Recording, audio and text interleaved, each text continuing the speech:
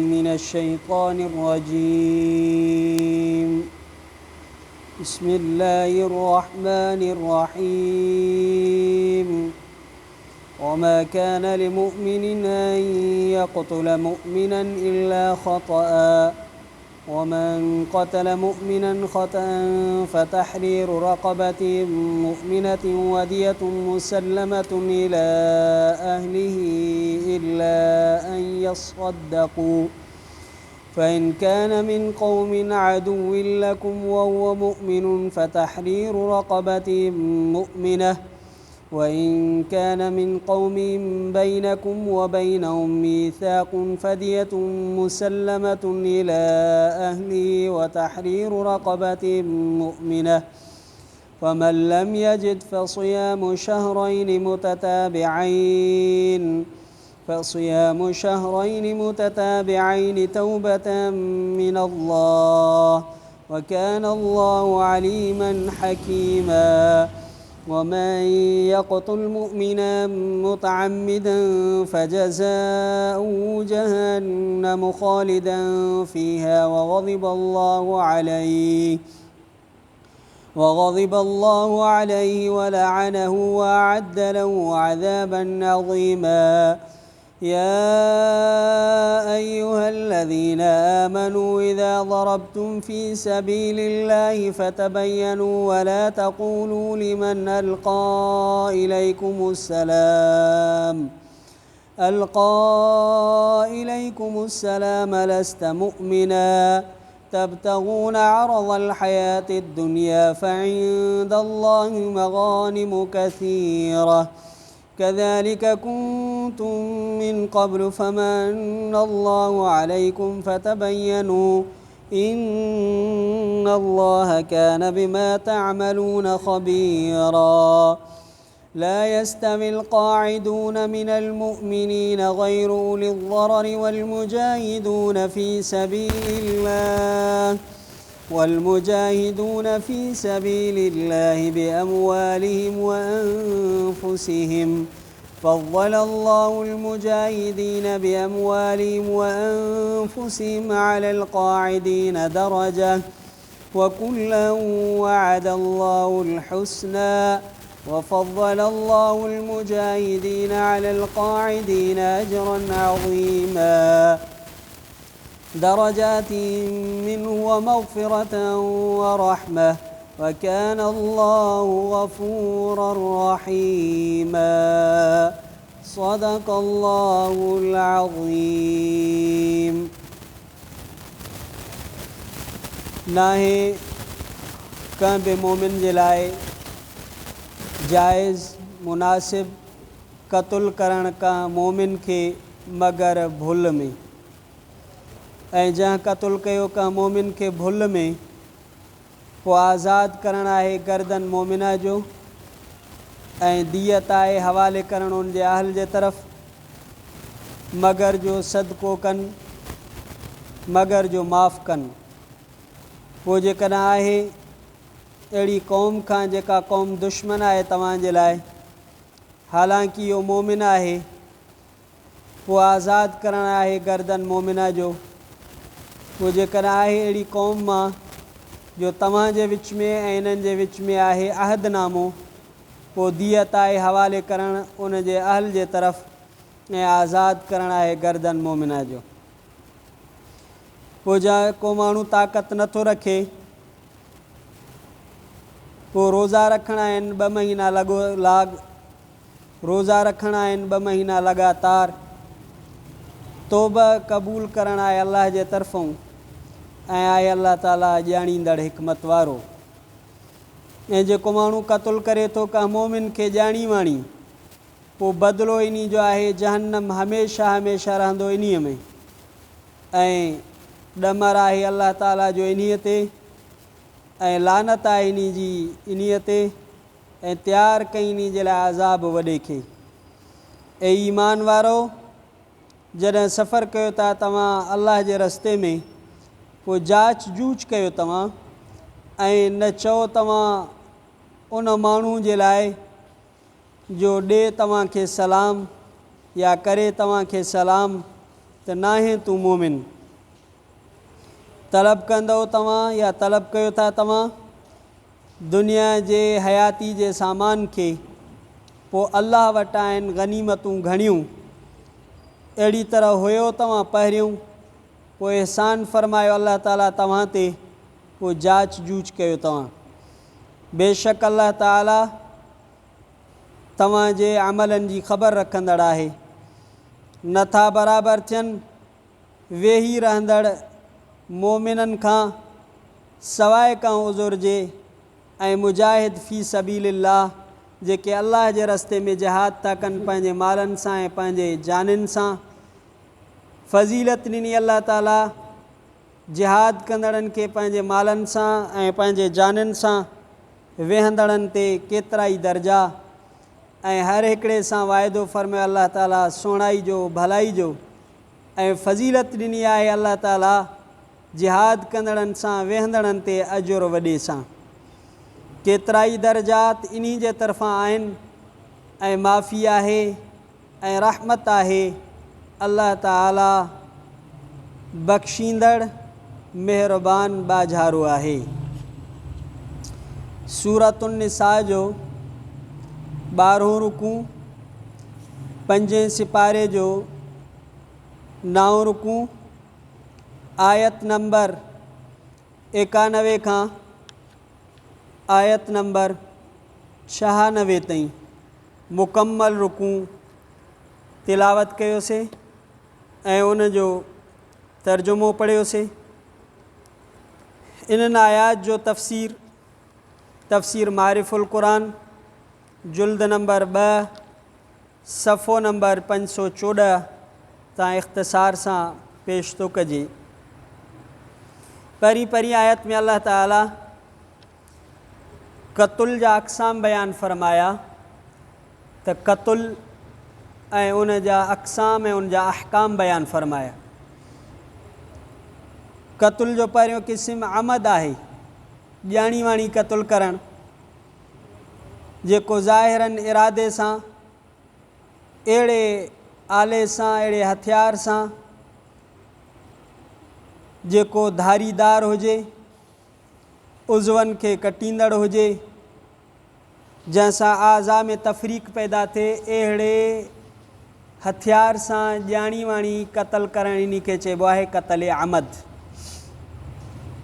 ॿिए नंबर ते आहे शिबे अमद, अमद जहिड़ो, ॼाणी वाणी जहिड़ो, जेको इरादे सां त हुजे पर अहिड़े आले सां न हुजे जंहिंसां अज्ज़ा जुदा थी सघनि, अहिड़े हथियार सां न हुजे जंहिंसां आज़ा अज्ज़ा जुदा न थी सघनि। इहो आहे शिबे अमद। टियों आहे ख़ता, भुल में। का माण्हू जो इरादे ऐं गुमान में परे खां इहो हो त मां को शिकारी जानवर या हरबी काफ़र खे सम्झी करे निशानो वरितई ऐं भुल में उहो कंहिं खे लॻी वियो त इन खे चइबो आहे क़त्ल ख़ता। इहे थी विया क़िस्म। ॿिए ऐं टें यानी शिबे अमद ऐं क़त्ल ख़ता, इन्हनि ॿिन्ही क़िस्मनि में दियत आहे, गुनाह बि आहे, पर ॿिन्ही में थोरो फ़र्क़ु आहे। ॿियो जेको क़िस्म आहे शिबे अमद, उन जी दियत 100 उठ आहे, पर उहे उठ 4 क़िस्म जा, याने हर हिकु क़िस्म जा 25-25 उठ हूंदा उमिरनि जे एतबार सां। 25 वरी 25 ॿिया, 25 टियां, 25 चोथां, माना 4 क़िस्म जा उठ जूं क्वालिटियूं उमिरनि जे हिसाब सां हूंदियूं। इहो शिबे अमद जी। ऐं जेकॾहिं क़त्ल ख़ता आहे त उन जी बि दियत 100 उठ आहे, पर उन्हनि में वरी 5 क़िस्म जा उठ हूंदा, माना 20-20 उठ। हुते 25-25, 20 वरी ॿिया जेके 20, 23, चोथां 20, 25 उमिरि जे हिसाब सां उन्हनि में फ़र्क़ु हूंदो।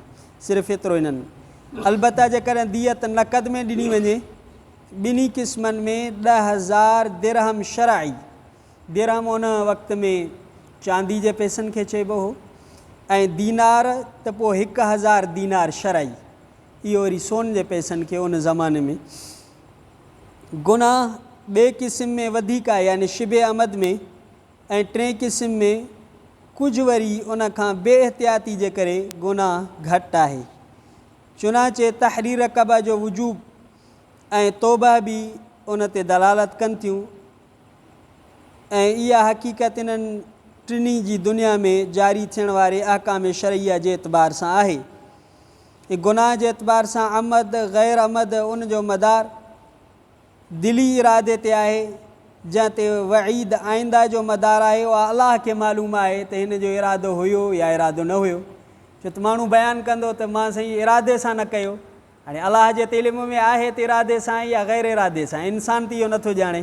तंहिंजे करे अलाह वटि उनखे सज़ा अॻिते जेका मिलंदी उहा अलाह जे इल्म में आहे। इरादे सां आहे त ओड़ी सज़ा, ग़ैर इरादे सां आहे त ओड़ी सज़ा।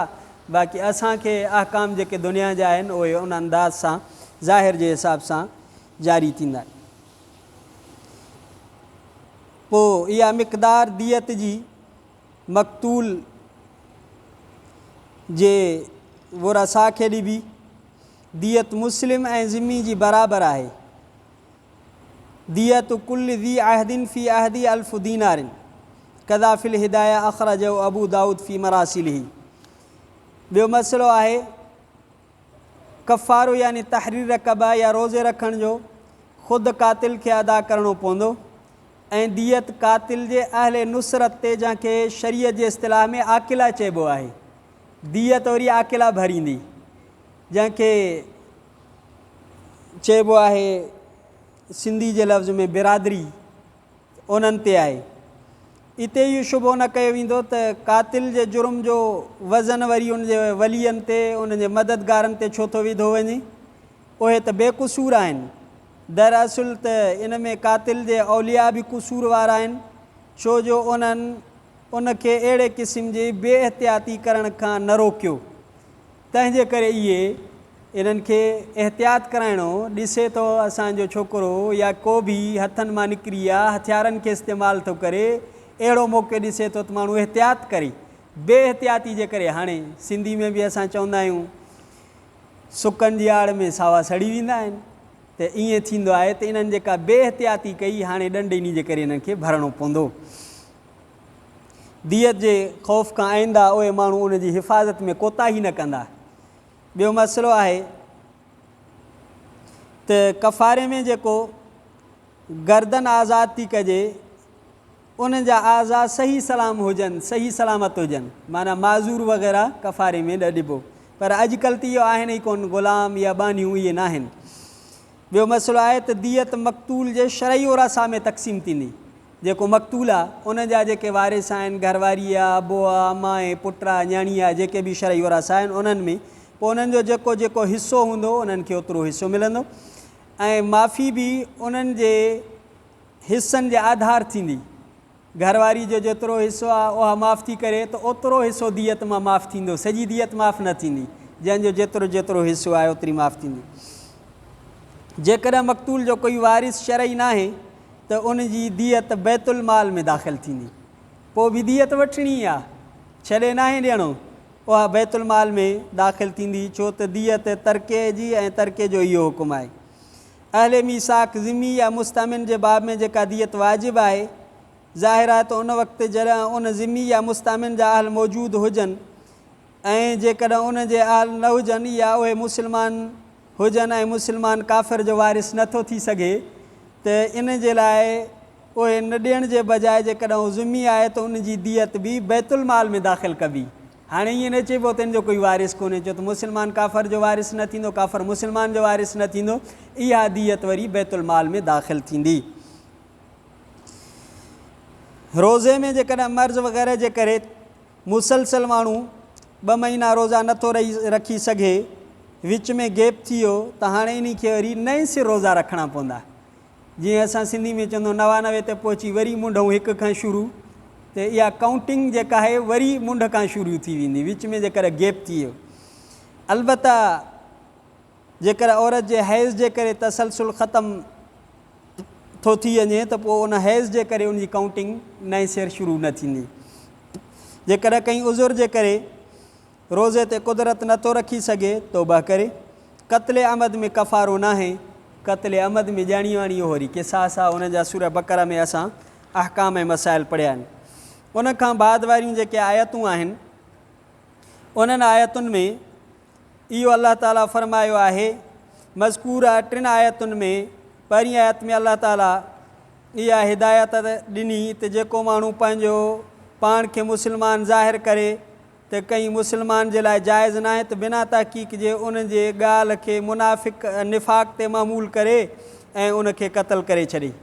इन आयत जो शान नुज़ूल असुल में हीअं आहे त बाज़ सहाबा इकराम खां इन बारे में थोरी लग़्ज़िश थी वई। तिरमिज़ी में, मुस्नद अहमद में हज़रत अब्दुल्ला बिन अब्बास रज़ी अल्लाह ताला खां रिवायत आहे, क़बीला बनु सलीम जो हिकिड़ो माण्हू सहाबा इकराम जी हिकिड़ी जमात सां मिलियो जॾहिं इहे हज़रात जहाज़ जे लाइ वञी रहिया हुया। इहो माण्हू पंहिंजूं बकरियूं चराए पियो। उन सहाबा इकराम खे सलाम कयो, जेको अमलन उन शइ जो इज़हार हुयो त मां मुस्लमान आहियां। सहाबा इकराम सम्झो त इहो इन वक़्तु महज़ पंहिंजी जान ऐं माल बचाइण जे लाइ करे धोखो थो करे, मुस्लमाननि वांगुरु सलाम कयईं। हाणे तंहिंजे करे पोइ मुस्लमाननि जेको आहे उनखे क़त्ल करे छॾियो ऐं उन जूं बकरियूं वरी काहे आया गनीमत में।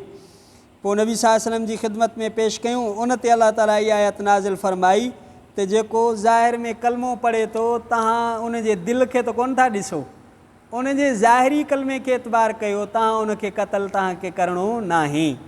इहा पोइ अलाह ताला इहे ख़ुसूसी अहकाम नाज़िल फ़रमाया। ॿी रिवायत में हज़रत अब्दुल्ला बिन अब्बास खां हिकिड़ी ॿी रिवायत आहे जंहिंखे बुख़ारी मुख़्तसरन बाज़ार में मुफ़सलन नक़ुल कयो आहे त नबी सल्लल्लाहु अलैहि वसल्लम हिकिड़े दस्ते मुजाहिदीन खे मोकिलियो जंहिंमें हज़रत मिक़दाद बिन असवद बि हुया। जॾहिं उहो मौक़े ते पहुता सभु माण्हू भॼी विया, सिर्फ़ु हिकु माण्हू रहिजी वियो जंहिं वटि माल बि घणो हुयो ऐं उन सहाबा इकराम जे साम्हूं चयो त अशहदु अल्ला इलाहा इल्लल्लाह। पर हज़रत मिक़दाद इहो सम्झो त दिलि सां नथो चए, महज़ जान बचाइण ऐं माल बचाइण जे लाइ कलमो पढ़ियो अथई, उनखे क़त्ल करे छॾियईं। पोइ हाज़रीन में हिकिड़े सहाबी चयो त तव्हां इहो बुरो कयो आहे, अहिड़े माण्हू खे क़त्ल कयो थो जंहिं ला इलाहा इल्लल्लाह जी गवाही ॾिनी। मां साईं जन जे ख़िदमत आलिया में हुज़ूर सल्लल्लाहु अलैहि वसल्लम जे ख़िदमत में हाज़िर थींदुमि त इहो वाक़ियो ज़रूरु बयानु कंदुमि। जॾहिं मदीने वापसि आया नबी सल्लल्लाहु अलैहि वसल्लम खे इहो वाक़ियो ॿुधायूं। साईं जन हज़रत मिक़दाद खे घुराए सख़्तु तंबी फ़रमाई ऐं फ़रमायूंसि क़यामत जे ॾींहुं तूं छा जवाबु ॾींदे जॾहिं इहो कलमो ला इलाहा इल्लल्लाह तुंहिंजे साम्हूं दावेदार थी बीहंदो। त माना हरू भरू माण्हू कंहिंखे ईअं न चए त तूं कलमो पढ़े त तूं हक़ीक़त में मुस्लमान न आहे, कंहिंजे दिलि खे त कोई नथो ॼाणे न, ज़ाहिर में कलमो पढ़े थो त उनखे। वला तक़ूलू लिमन अलक़ा इलैकुम अस्सलाम लस्त मुमिना। अलाह ताला फ़रमायो त जेको तव्हांखे सलाम थो करे त तव्हां उन खे ईअं न चओ त तूं मोमिन न आहे, असांखे बसि रुॻो पंहिंजे जान बचाइण जे लाइ ईअं करे थो। अॻिते अलाह ताला फ़रमाए जॾहिं ज़मीन में तव्हां सफ़र कयो पोइ जांच जूच कयो त तव्हां जांच जूच करण खां पोइ को बि क़दम खणो, जल्दबाज़ी न कयो, मतां तव्हां खां लग़्ज़िश थी वञे। जेकॾहिं तव्हां ईअं कंदो तब तगून अरदल हयात दुनिया, पोइ त तव्हां दुनिया जे सामान जी तलब में आहियो जो माल गनीमत जे हासिल करण जे लाइ ईअं कयो था, तंहिंजे करे ईअं करिणो न आहे। अलाह ताला इहा ख़ुसूसी हिदायत ॾिनी। आख़िरी आयत में अलाह ताला फ़रमायो ला यस्तविल क़ाइदून मिनल मुमिनीन, जेके हिकिड़ा माण्हू घरनि में वेठा आहिनि मोमिन, ॿिया माण्हू जिहाद फ़ी सबीलिल्लाह कनि था पंहिंजे मालनि सां बि पंहिंजे जाननि सां बि, घर में वेहण वारे मोमिननि ऐं जिहाद फ़ी सबीलिल्लाह करण वारे मोमिननि जो दर्जो बराबरि न आहे। जेके अलाह जे रस्ते में लड़नि था, जेके अलाह जे रस्ते में माल ख़र्च कनि था, उन्हनि जो दर्जो वधीक आहे। उहे घर में वेहंदड़ मुस्लमाननि खां केतिरा ई दर्जात अलाह वटि वधीक मक़बूल आहिनि। बाक़ी किन हालात में जिहाद फ़र्ज़ किफ़ाया हूंदो आहे, किन हालात में जिहाद फ़र्ज़ ऐन थींदो आहे। फ़र्ज़ किफ़ाया छा खे चइबो आहे? फ़र्ज़ किफ़ाया अहिड़े फ़राइज़ खे चइबो आहे जिन जी अदायगी सां हर फ़र्द मुस्लमान ते ज़रूरी न हुजे, बल्कि बाज़ जेकॾहिं करे था वठनि त काफ़ी आहे। उमूमन क़ौमी ऐं इज्तिमाही कमीनी दर्जे में हूंदा आहिनि, जीअं उलूम दीनिया जी तालीम तबलीग भी अहिड़ो ई फ़र्ज़ु आहे। कुझु माण्हू इन में मशगूल आहिनि त ॿियनि मुस्लमाननि खां उन जो गुनाह लही थो वञे, पर जेकर कोई बि मुस्लमान नथो करे त सभई मुस्लमान बराबरि गुनाह जा शरीक थींदा, समूरनि ते पोइ गुनाह थींदो। निमाज़ जनाज़ो, तजहीज़ आहे, तकफ़ीन आहे, गुस्ल वग़ैरह मैयत खे ॾियारणु, कफ़न ॾियणु।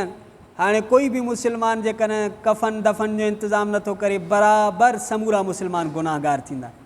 अहिड़ा खोड़ गुनाह अथव जेके मौलवी पंहिंजे मथां खयूं बीठा आहिनि, जंहिंजे करे मुस्लमाननि खे बचायूं वेठा आहिनि।